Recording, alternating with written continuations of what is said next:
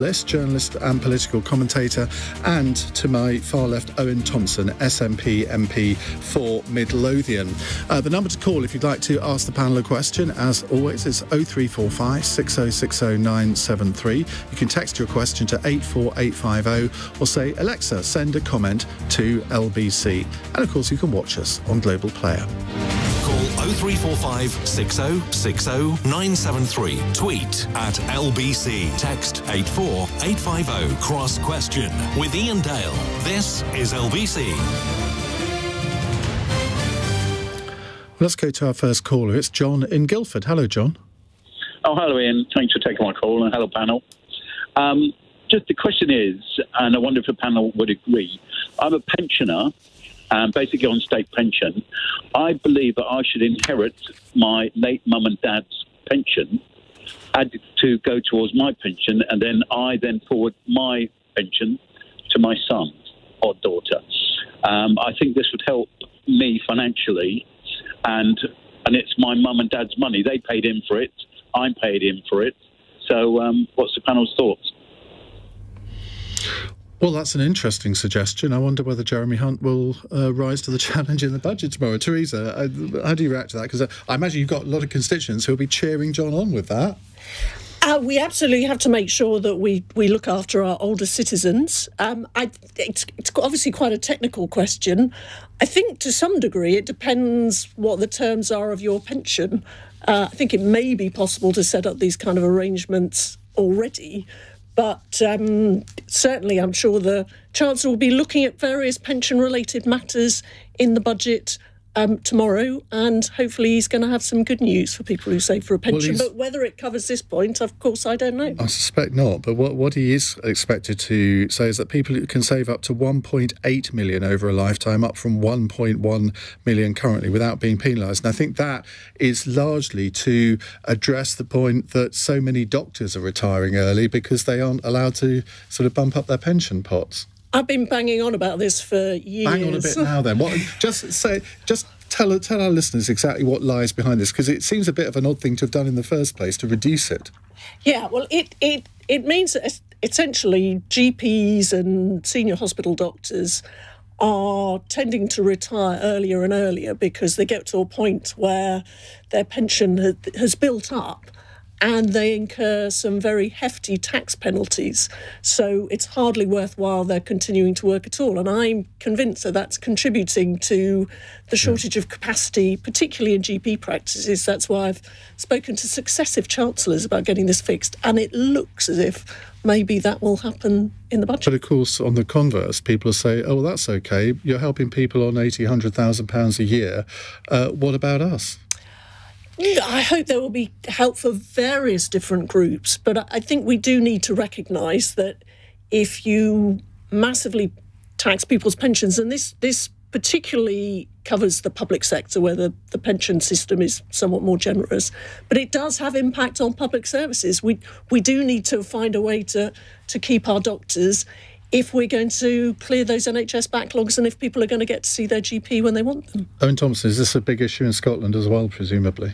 It certainly is, and I mean, I think while the Chancellor taking some steps to address some of the issues around perhaps retention and doctors, that's an encouraging step, but it doesn't actually deal anything in the fact of there's so much pensioner poverty, and the Chancellor needs to go so much further. I think John's question is an interesting one, and I would have some questions about legacy pensions, because I think the drain on the overall pension pot, if you were able to simply continue to pass a pension down to the family, I think there could be challenges with that over the certain medium time, not even the longer term. But if the Chancellor was tomorrow to stand up and take the chance to actually do more for the lower paid pensioners, by all means, look out. Like what? What would you like to see him do? It needs to be increasing the pension amount. I mean, the pension that we've currently got, the state pension in the UK, is one of the lowest in Europe. I mean, there's very simple things you could do simply by increasing the basic amount will help pensioners who are struggling with their energy bills, they're struggling with the food costs, they're struggling with so many of the issues that have arisen off the back of Brexit. And now the Chancellor could stand up tomorrow and he could actually take steps to address some of that, which I would be first one to cheer him and welcome him for doing so. I just don't think he's going to do that. But you could argue, and before I have pensioners on my back here, I'm saying you could argue, no, I'm not necessarily arguing this, that pensioners as a group are among the richest groups in society. So again, it's a similar point that I made to Theresa. Well, surely if you have money to support a group in society, should pensioners be the top of that list? I didn't necessarily say they should be top of the list, but just because they're a very wealthy group in general terms doesn't take away from the fact that there are so many pensioners who just can't afford to heat their homes. So that much more needs to be done, and the pension would be a great way for the Chancellor to start to make moves towards that. But they could do much, much more in terms of how we can better support everyone in their energy costs. Nimco. I think it's really interesting what he said, that he was on a state pension. So I think this idea of the fact that because we pay taxes that we're entitled to a state pension is kind of a fallacy. And I say that as a millennial who probably won't get access to a state pension because the way that things are going. I think what we do is the fact that I was freely educated. There's the NHS, there's all these things. So the taxation we pay as adults in our working time is not necessarily for our pensions, but it's to pay forward for the people who actually paid for us to be educated and to live in a society where there's social benefits. So I think that conversation around trying to pass down your pension to your parents and to your children doesn't really work from a state kind of level, but ultimately it does work in a private. I think there are private sectors that do that, but ultimately I think the best way to be able to increase taxation, money within the tax pot, is to be able to support more and more women and young people get back into work. Those that are from my generation, again, those that are out of work because of childcare issues. So the whole point is, if we want our pensioners to be able to have more money, then we need more money to be taxed, and that money needs to be taxed, so people need to be working, and the best people to be working that are out of the market at the moment are young mothers and families. Jonathan. I support a lot of what Nimco just said. Look, obviously, pensioners are quite a well-treated cohort of society, as you were just alluding to, Iain. Also, you have the triple lock. A lot of them, I think a majority of them own their own homes. They profited from successive booms in the economy, and crucially, they vote more than any other cohort of society. So there's a strong incentive for governments to treat them well. Now, I don't have a problem with pensioners being treated well. I think that everyone should be treated well in this country. And so, in terms of John's question, I think that sounds like a reasonable suggestion, provided that it's subject to inheritance tax in the usual way. So I don't mind that pensioners are sort of being given sort of handouts or help. But the problem is, as Nimco was just alluding to, that help does not seem to be evenly, uniformly balanced across the economy. And so if you're going to have pensioners sort of getting more tax breaks, if you like, having much more tax-free allowance than they do at the moment, then where is the help for people at the other end of the spectrum? Where is the help for younger people? Where is the help for the lowest paid taxpayers? In the 1970s, you had a rule that as inflation rose, the threshold for tax had to rise in proportion. That has been forgotten over recent years, and so we have more and more people being taken into tax that wouldn't have been paying tax earlier. And I don't see. Well, you do for the 40p tax. I mean, actually, a lot of people have been taken out of tax because the threshold has risen to £12,500 from 6,000 in 2010. Right, so that was a long time ago. Well, of course, yes, you're absolutely right. It was, but it's the people in the so-called squeezed middle that have been really affected by this. I suspect a lot of your constituents will have been affected by that. Yes, but it is important to note that the threshold has pretty much doubled. So that's taken hundreds of thousands, millions of people out of income tax altogether. So, going back to the pensions point, the other thing, one of our listeners suggested, I think, was it last night or certainly fairly recently, why is it that pensioners don't pay national insurance? Now, you can argue, well, they've paid into it all their lives, so they're getting the pension and all the rest of it. But there are so many more pensioners now working beyond a pensionable age. And you think, well, actually, that is a pretty substantial tax cut for people. And if you wanted to reinvest the money maybe into childcare or sort of youth services, that would be one way of doing it. But you can't imagine certainly a Conservative government doing that, can you? No, look, the Conservatives, pensioners are not only the people who vote the most, but they vote Conservative the most.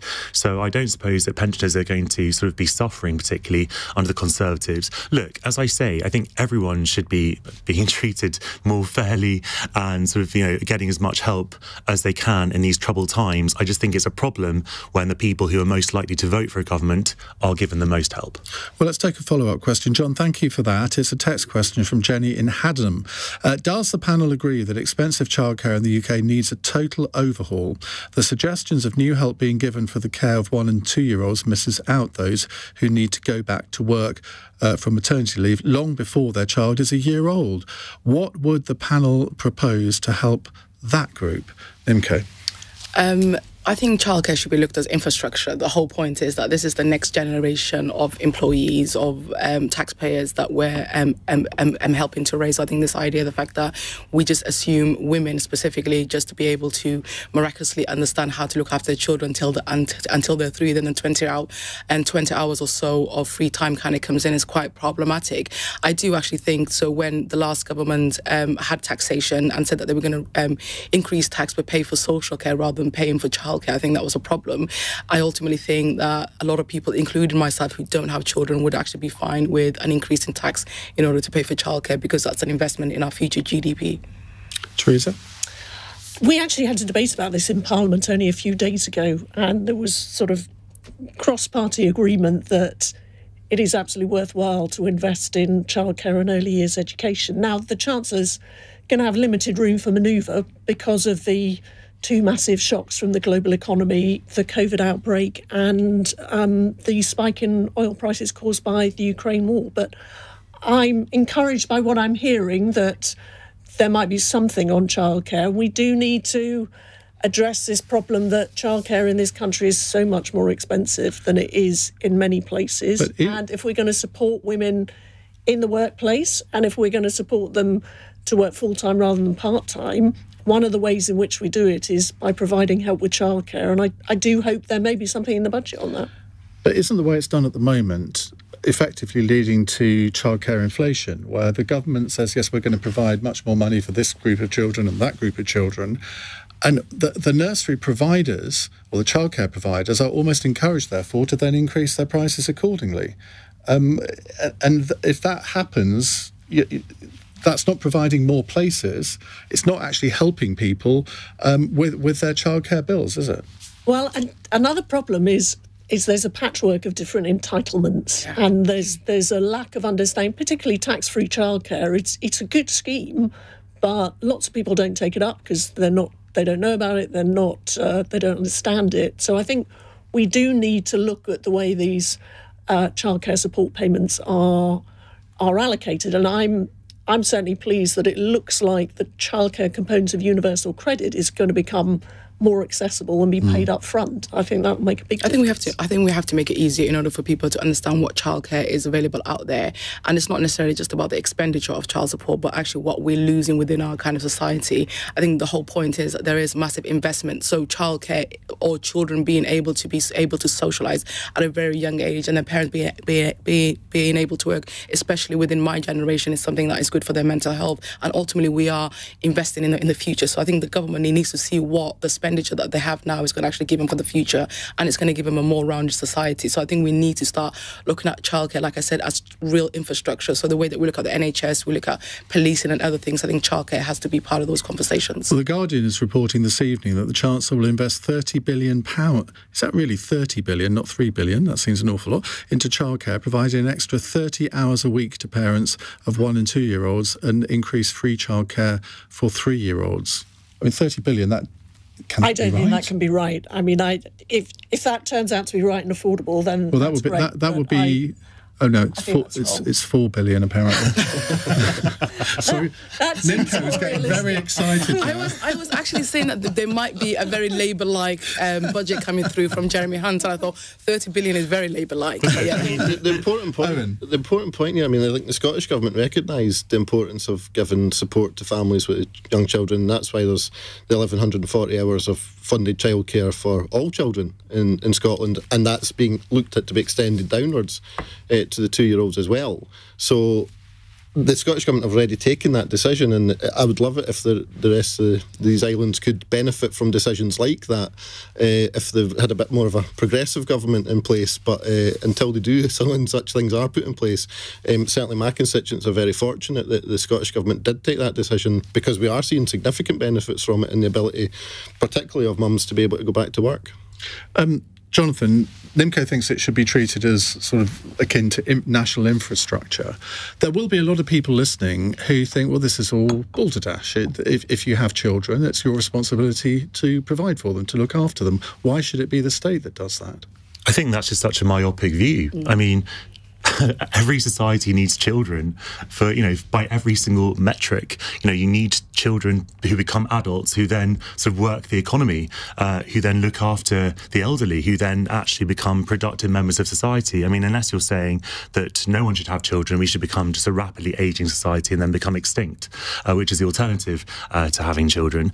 So I think this is a national scandal about how childcare is treated in this country, which is almost like a nice to have, an optional extra, which condemns mostly women to years outside the workforce and contributes to the gender pay gap as well, because women have to take enforced career breaks in order to look after their children. And let's face it, it's mostly women who do that work in this society that we have.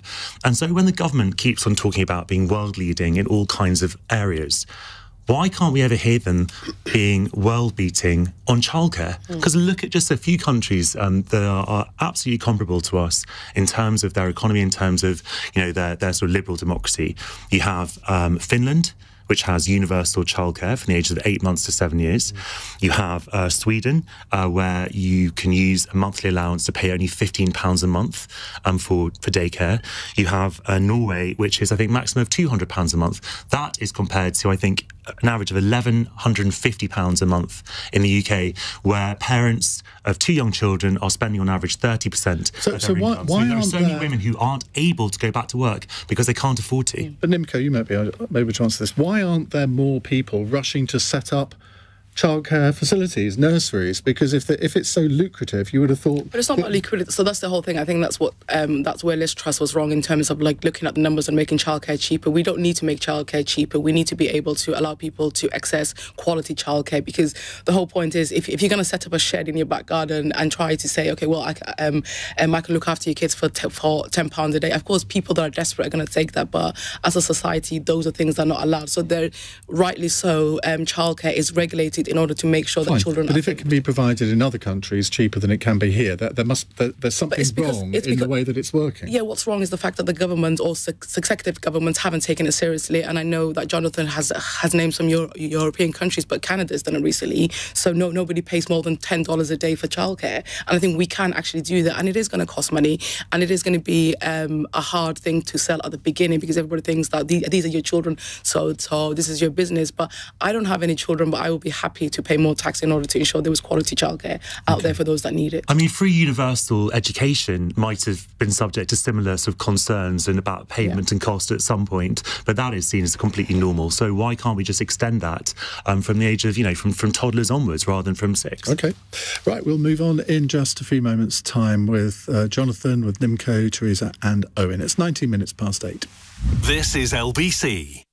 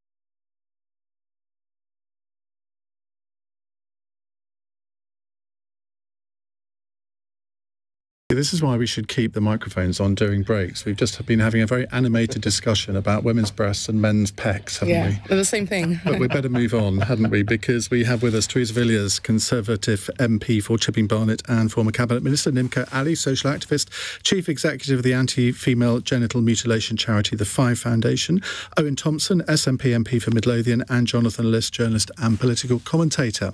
And our next question comes from Ben in Clacton. Hello, Ben. Hello, Ian. Good evening, panel. The question is, does a refugee from the war in Yemen deserve the same compassion as people from Hong Kong, Afghanistan and Ukraine? And you mentioned those three countries because they have specific schemes, yeah? Yes, and a refugee from a war that we're second-hand involved in by supplying arms to Saudi Arabia. That's why I chose Yemen, because it's a war, a forgotten war, where people are dying just as much as in other wars, and famine and disease.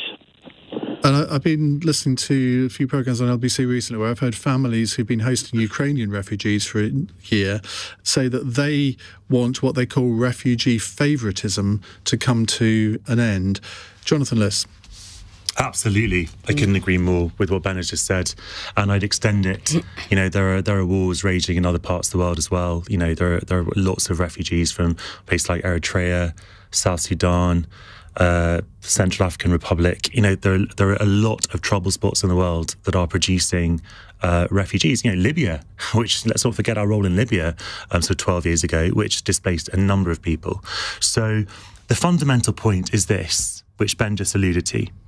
Unless you are from Hong Kong, Ukraine or Afghanistan, and you're able to benefit from very specific and limited schemes, which don't even apply to, you know, the whole of Afghanistan, for example, there is no legal or safe way for you to reach the United Kingdom in order to claim asylum. The government has effectively wound up every scheme, even very limited schemes like the Dubs Amendment to bring children, to reunite children, unaccompanied children with their families in this country.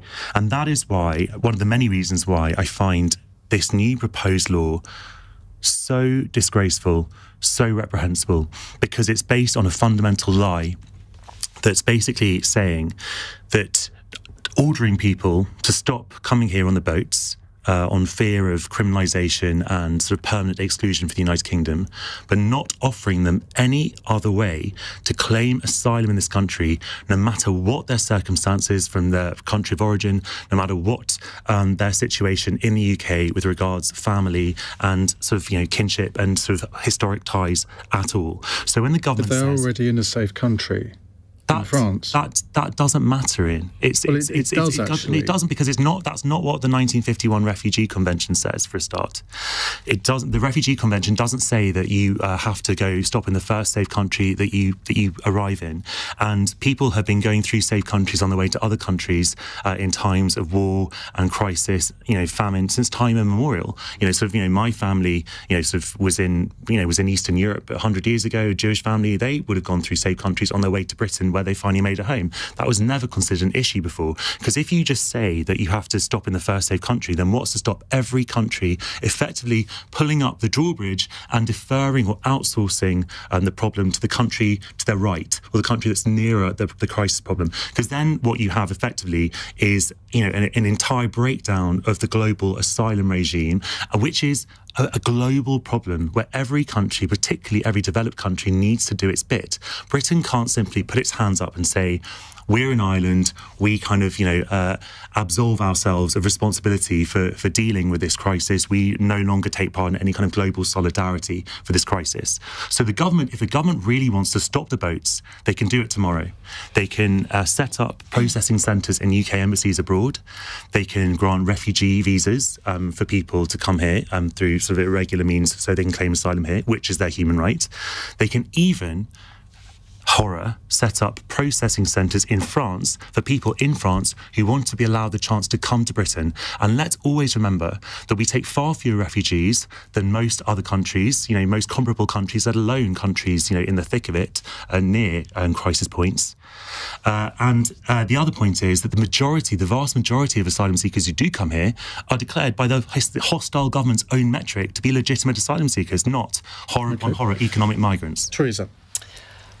We have offered around 500,000 people refuge since 2015 through the schemes such as the Ukrainian, the Syrian, the Afghanistan ones, and it is important that we maintain these safe and legal routes. But I think we do have to be realistic that we need to have some limits on the numbers, and also it is vital to ensure that we get a grip on this problem of illegal small boat crossings. But what about Ben's point, though, that why should a refugee from Yemen not receive the same treatment as someone from Ukraine, Afghanistan or Hong Kong?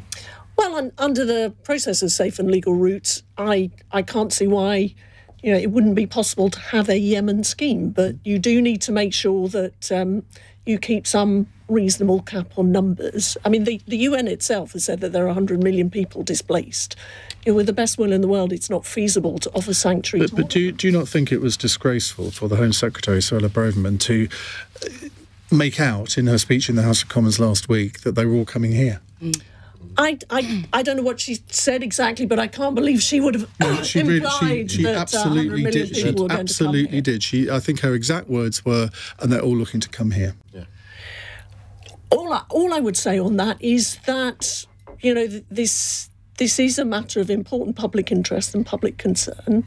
There is a recognition that we're a generous country in terms of offering people asylum, as illustrated by the response to Ukraine war and the fact that we have offered sanctuary to 500,000 people over recent years. But people do want some overall limits on numbers, and they don't want the illegal crossings to continue because well, I think that's true. So many of those crossings are as a result when you of look at some of the language that's been used, not just by the Home Secretary, you had the Prime Minister, who I would have expected better of at the PMQs last week, saying that Keir Starmer was on the side of people traffickers.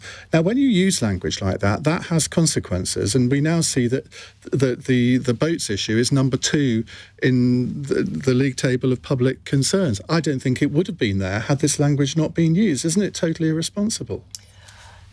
There's an obligation on all of us in public office to use temperate language, but this is an issue which worries a lot of people. I don't think there's any getting away from that. And I agree with that. It has sharply divided opinion, and we've got to stop the boats. You wouldn't use that kind of language, would you? I know that you wouldn't. And does it not make you feel uncomfortable that some of your colleagues are? I think the important thing is we need to get a grip on this. We need to stop the boats. We need to break the model of the people smugglers. Okay. Owen. I'm despairing at what we've seen this week from the government, and sadly, I mean, Labour, I have to say, when you look at the detail of what they're proposing, isn't actually that much better in terms of their actual proposals, albeit their language is slightly better. I mean, we don't do nearly enough. I mean, if it weren't for a sort of an accident or fortune of birth, it could be any one of us facing that sort of situation. And I certainly would hope that if I ever had to be in a place where you need sanctuary because you're fleeing from some sort of atrocity that people who are trying to come here are doing, that neighbouring countries would look to help and support us, as many of them do. As Jonathan says, we don't take nearly the same numbers of refugees or asylum seekers as equivalent nations near us. And there's absolutely no reason that people who are absolutely fleeing for their lives are trying to do by coming here. So I think so much more needs to be and should be done. I mean, simply to have trimming this down to a sort of 3-word stop the boat slogan is just absolute nonsense. And all it's doing, it's allowing those who do want to turn this argument into something more on the far right, it's allowing them to tag on to the comments made in Parliament and use that as a rallying call to bring more to their cause. And I think it's irresponsible, and that government should be leading from the front and actually dispelling a lot of the myths around this, because it's not the invasion that they've suggested it is, and we just need to be doing so much more, because these are people that really need help, and what they're doing is they're facing this country saying, no, you can't come in, where they've shut down every legal possible route that they could try. Nimco, I'm going to come to you after the news because I want to give you a bit of a go on this, because I'm interested to hear what you want to say rather than restrict you to sort of a short time, because we do have to get to the news headlines. It's 8:32. Charlotte Morgan is here with the news headlines. America says one of its unmanned drones has been forced to fall into the Black Sea after colliding with Russian fighters. US officials say 2 jets clipped one of its propellers, while Moscow says it crashed because of sharp manoeuvring. The Shadow Chancellor has told LBC Labour would back an announcement on childcare in the budget tomorrow if it's a serious package of support. Rachel Reeves said she'd welcome measures to help working parents. And some cough, cold and flu medicines are being removed from sale in pharmacies as a precaution. They all contain Volcadine, and there are concerns over rare cases of a reaction when they're combined with general anaesthetics. LBC weather, rain continuing in some central and eastern areas tonight. Wintry showers in the far north with a low of -7. This is LBC.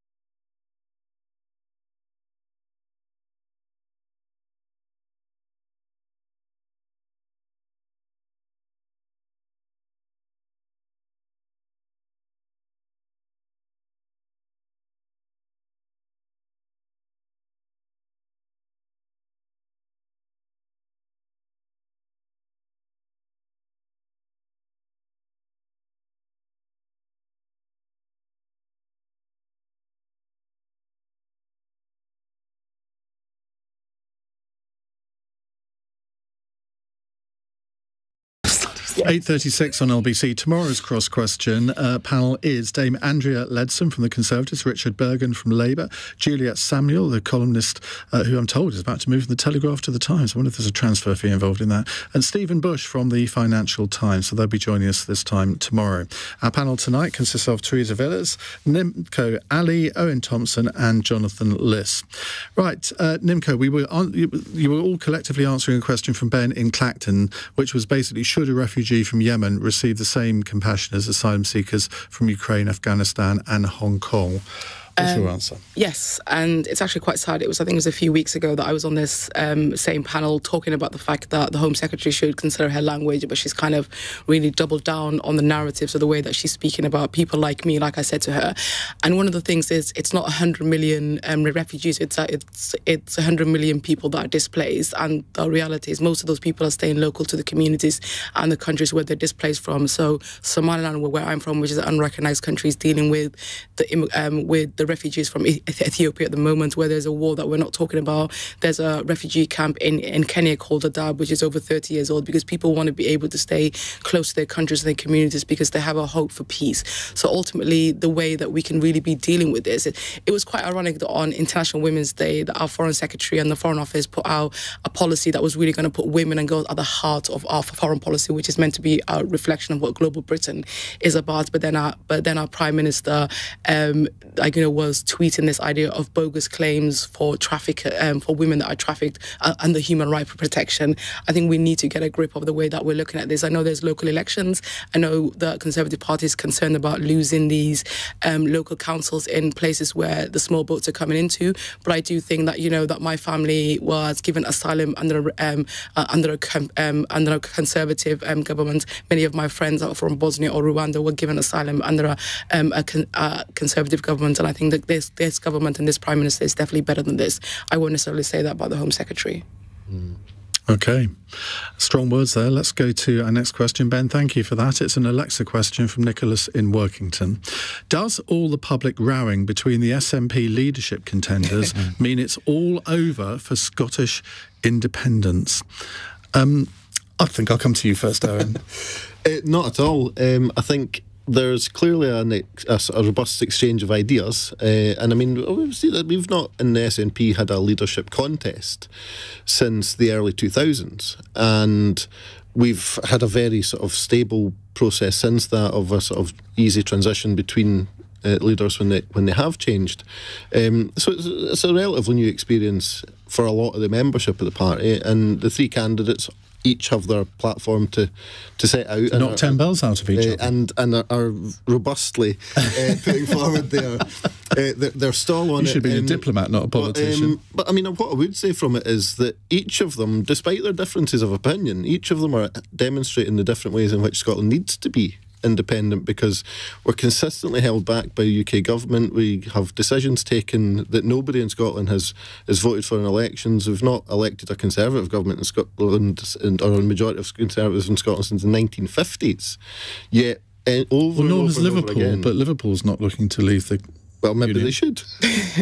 No, I mean, Liverpool's not a nation, and Scotland is a historic nation, and I don't think it's too much to ask that the basic principles of democracy should be applied, that where the people of Scotland as a nation in a recognised election vote for something, that is what they get. I mean... But what you've got at the moment is the latest polls show that only 39% of people support independence, and that it was, I think, up to 56% at one point. And the period since Nicola Sturgeon resigned has not been a happy one, with, I mean, all three candidates, as I say, knocking 10 bells out of each other, learning nothing from the Rishi Sunak-Liz Truss contest, it seems. Aren't you worried about where the cause of independence is heading? Well, I think there's been multiple polls over recent weeks. Some of them have us slightly behind, some of us has independence slightly ahead.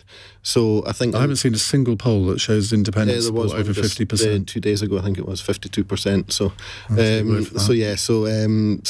are, and the polls have fluctuated. Now, we've got a lot more to do, clearly, to take it from the just over 50% to clearly over 50%, and there's more people to be convinced. I don't think anyone of the candidates would deny that, and they're all setting out their stall to do it. And like I say, I mean, I think it's encouraging that we've got talented candidates willing to put themselves forward to take on the role as leader of the party, and probably most likely next First Minister, because unlike the UK Parliament, the First Minister in Scotland's elected by the Scottish Parliament. All members in the Scottish Parliament get a vote on who the First Minister is, so the leader will be the preference or the favourite for that, if you like. But no, I think that absolutely. I mean, we are going to go from strength to strength off the back of this. And the SNP is like a big family, and families argue at times, and they have disagreements, and sometimes very strong disagreements, but they will always come back together, and the SNP will do the same. Stephen Flynn, the Westminster leader of the SNP, your boss, I guess, was on Andrew Marr's programme earlier, and he said that he hoped that Scotland would be a republic within 5 years of independence. I think Humza Yousaf, who you're supporting, has said something similar. Do you think that's going to go down well with the Scottish electorate? I have to say, I think it probably will.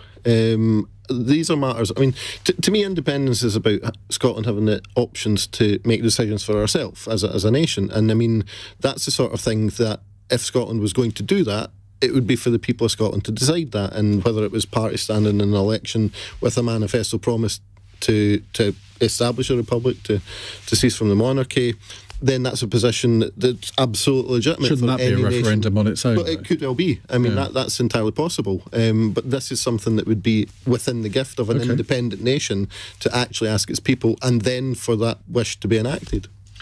Theresa?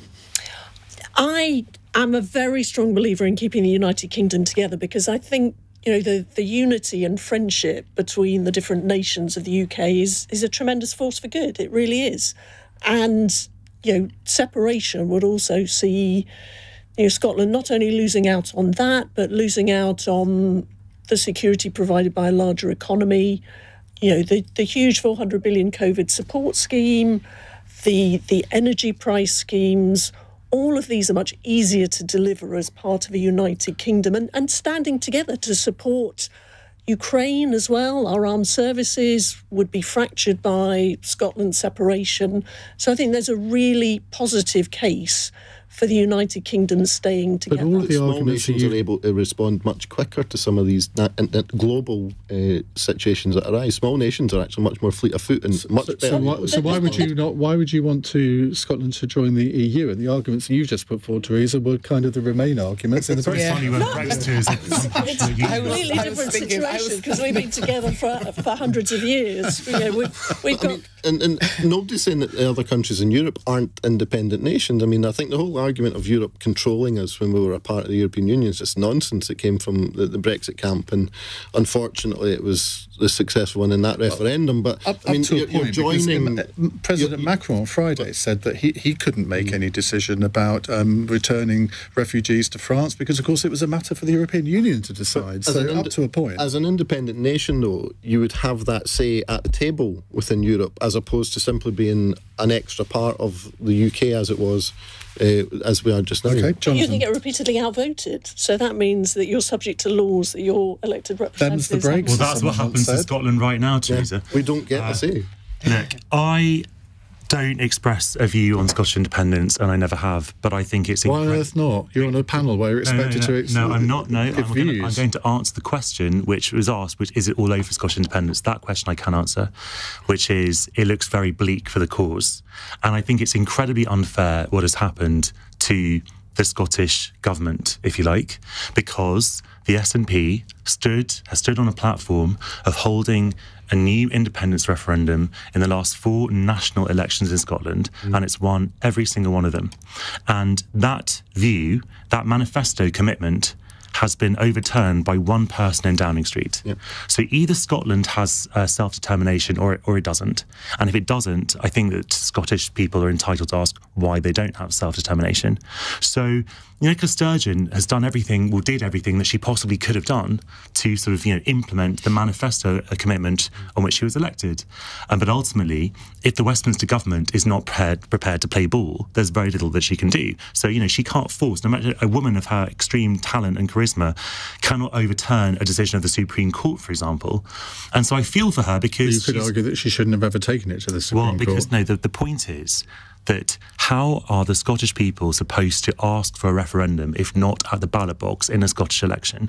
And they have done that 4 times. Now, you can argue about whether that's what they wanted. The point is they elected a government that wanted that. And so now I just think it's very, very difficult to see where any leader of the SNP goes from here, because the options have been exhausted while the Westminster government is putting its foot down. And that is a very, very dangerous position, I think, for UK democracy, where a Scottish government clearly wants something, the Scottish electorate have endorsed it, and one person in Downing Street is saying no. till indefinitely. And he has the constitutional power to say no, because under the legislation, it is down to the Westminster government as to whether a referendum should take place. But actually, I agree with every single word you said there. Nimco.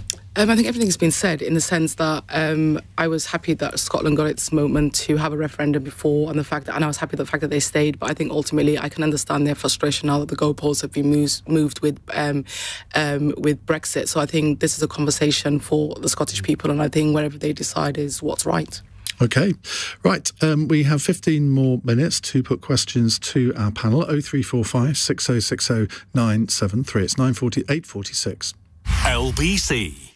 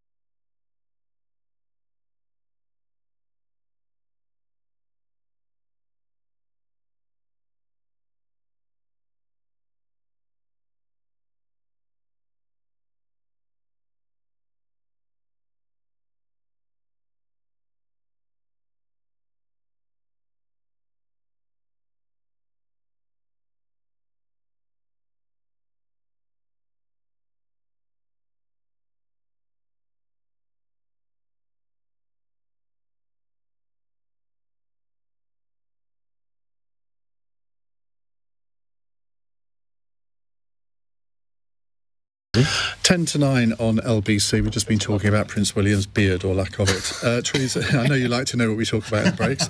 Theresa Villiers is here, Nimco Ali, Owen Thompson from the SNP, and Jonathan Liss. Right, very serious question coming up from Jake in Orpington. Hello, Jake. Thank you, Ian, for taking my call. Evening panel. Today, with the sentencing that was handed out to Eleanor Williams, was it severe enough? Because I don't think it doesn't even come close for me. For what she set in motion. Go on. I was just going to put it in context, if I can. Eleanor Williams was jailed for 8.5 years for perverting the course of justice after falsely claiming she was raped and trafficked by an Asian grooming gang, sparking public protests in the town of Barnet-in-Furness in Cumbria, which involved Tommy Robinson. She posted photos on social media of horrific injuries, but the court was told that these were self-inflicted. 3 of her victims tried to take their own lives following her false claims. Now, an 8.5 year sentence, I mean, that sounds an awful lot. You wonder whether there's a bit of deterrent value in that on the part of the judge. Hugely serious case. It shows actions have consequences. And you don't often see these sorts of cases. And we're going to be talking about this much more after 9, so I want to get your reaction to this. And I'm also going to ask if you've been the victim of false allegations in the past. Nimco, let's start with you on this. Do you think this was an appropriate sentence? Do you know what? This is when I'm going to sound like a bleeding lefty liberal, but I'm sure I'm going to get told up on Twitter. No, I think it's quite hefty in the sense that I think we have to put it into context in the fact that what she did was completely wrong, and I think she should have been sentenced. And the fact that she's found guilty is great, but the whole point is that, you know, people that make up these false allegations make a very, very tiny proportion of people.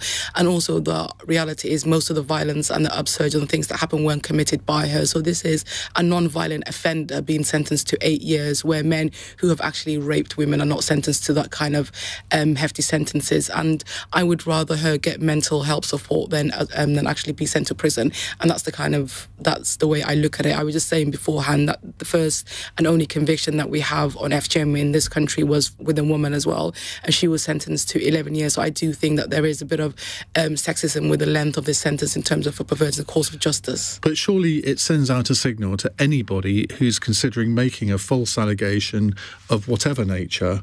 Don't do it, because these are the consequences. But no, so the reality is people are more likely to make a false kind of insurance claim than they are to say that they're falsely being raped or attacked or groomed and all these other kind of things. So I don't know who we're sending this message to, as opposed to really having a conversation of really tampering this conversation and saying whether this woman had serious mental health issues, because I wouldn't actually necessarily think anybody that was well would be able to do the things that she did. So I don't necessarily think... You could say that about any crime, though.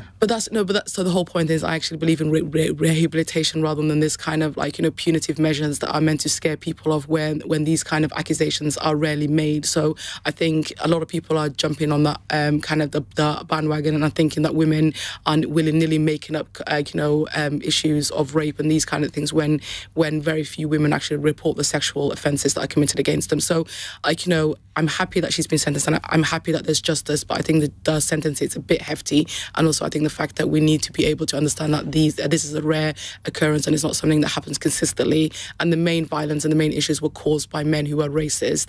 And so I don't necessarily think that Tommy Robinson would have used anybody else in order to be able to kind of attack communities the way he does. I don't necessarily think that he needed this young woman in order to justify his actions. The point here, I think, is that racial tensions were heightened in Barrow, clearly exploited by Tommy Robinson and his ilk. That would not have happened had she not made these false allegations. No, so these false allegations are part of a broader failing of actually the kind of the community cohesion and the police and everything else. And I say this again as somebody that saw white working class girls being dismissed because of the reason when they were like, you know, evidently being groomed and abused by South Asian men. And our current and the current Home Secretary at the time, you're using the term paedophiles within the Asian community, was actually kind of shut down as being, like, you know, offensive to say those things. And I say that as somebody who saw thousands of girls be subjected to FGM because we were too culturally sensitive.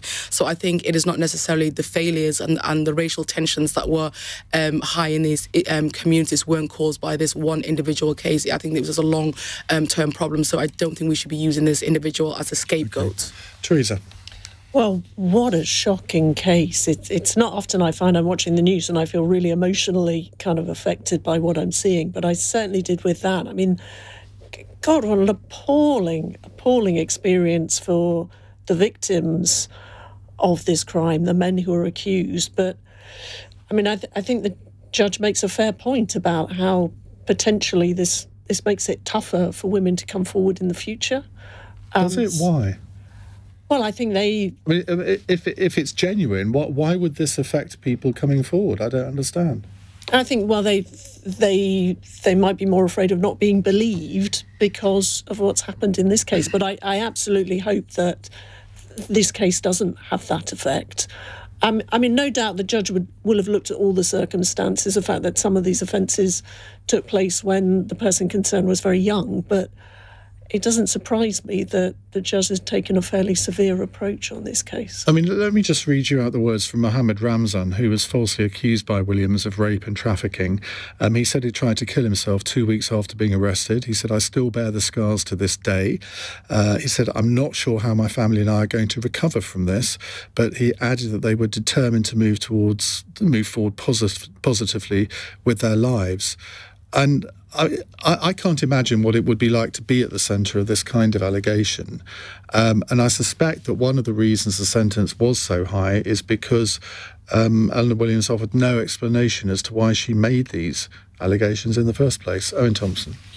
Yeah, I mean, I think I largely agree with the points Nimco made. I think we need to be careful when looking at situations like this to make sure that everyone gets the support that they need, and it can't just be about being seen to throw down the longest jail sentence possible. We actually need to make sure that there's an outcome that's useful, and that probably in this case means help for the person who's had the conviction, certainly help for those who've been accused and support for them.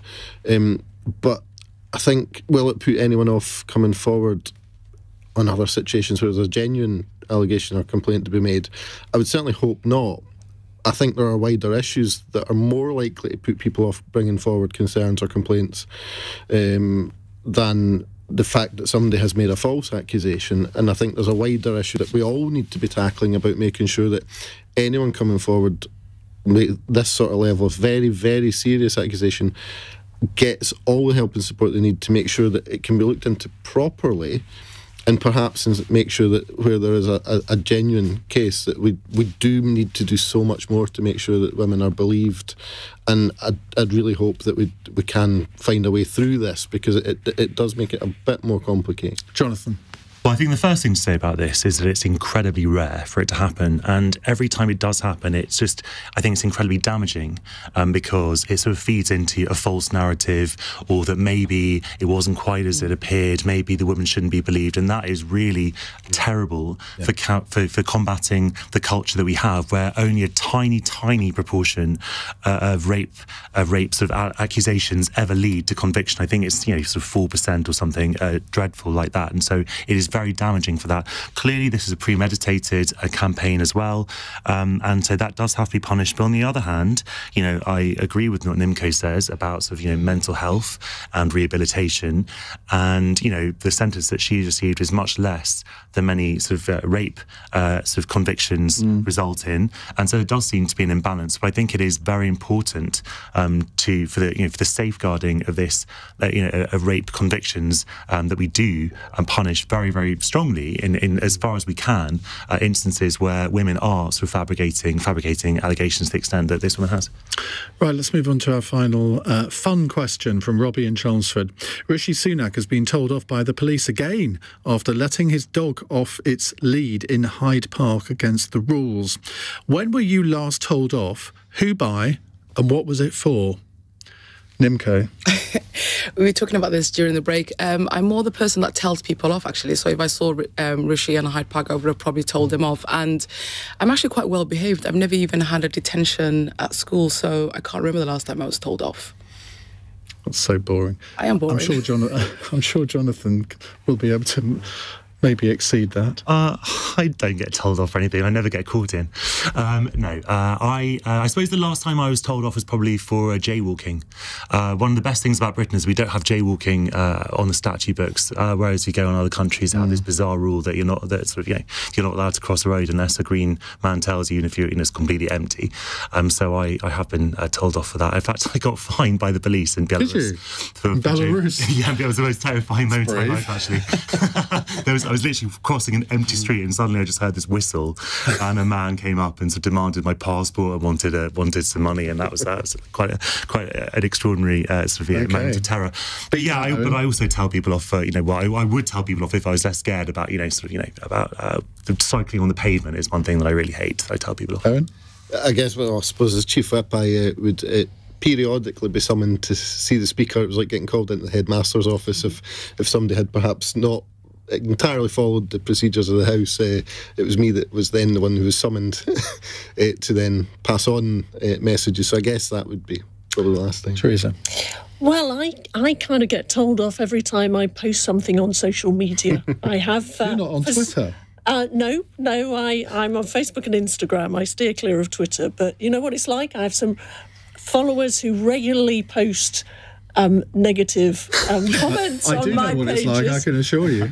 So, I could be just posting something. It's my birthday today, and I would be told off by certain people on my Facebook. By the social media police. Thank you very much indeed to all of you, to Theresa, Nimco, Owen and Jonathan. As I say, coming up in a moment, we are going to talk about this case of Eleanor Williams, a 22-year-old who made false claims of being groomed by an Asian gang. She's been sentenced to 8.5 years in prison today. I want to get your reaction to that sentence, and also I want to ask you, well, quite a personal question really, and I'm going to be very interested to see what the response is. Have you ever been falsely accused of something? What happened? What effect did it have on you? Was it resolved in the end? And is it something that still dominates your thoughts, maybe even years on from the actual allegation? 0345 6060 973. That's